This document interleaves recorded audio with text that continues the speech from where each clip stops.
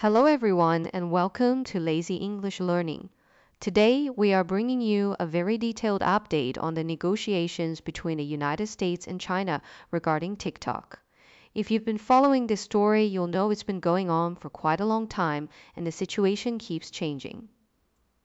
So let's begin with some background. Why is TikTok such a big issue in the first place? Why has it become a point of tension between the US and China? Well, the US government has long expressed concerns about national security.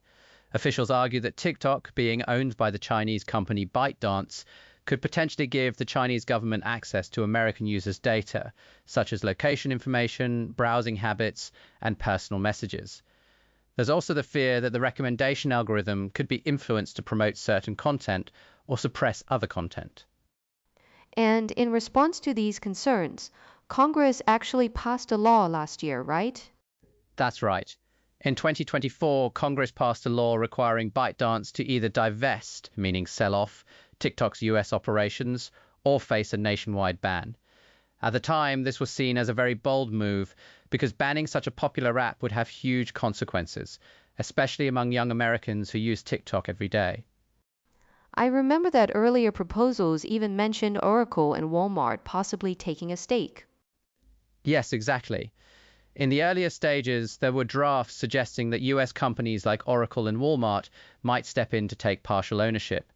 The plan also mentions storing American user data in the US and creating a board of directors with mostly American members. But back then, there were still many unanswered questions, especially about who would own and control the famous TikTok recommendation algorithm. Now, fast forward to the present. What are the latest developments? Has anything become clearer? Yes, quite a lot has changed. According to multiple media outlets such as AP, Bloomberg, Reuters, and the Financial Times, the framework for a deal has now become much more specific. Let me break it down step by step. First, Oracle will manage a licensed copy of TikTok's recommendation algorithm. This copy will be retrained in the US using American user data, which means the US version of TikTok will technically run on a different model from the one used internationally. Second, a US-led consortium, which includes Oracle, Silver Lake, and the venture capital firm Andreessen Horowitz, will own about 80% of TikTok's US business. This ensures that American investors will hold the majority. Third, ByteDance itself will keep less than 20% ownership. A new board will be formed, and out of 7 board members, 6 will be US nationals. So effectively, governance will be American-dominated. That's quite a shift compared to the vague ideas we heard last year. Absolutely. And here's another important detail.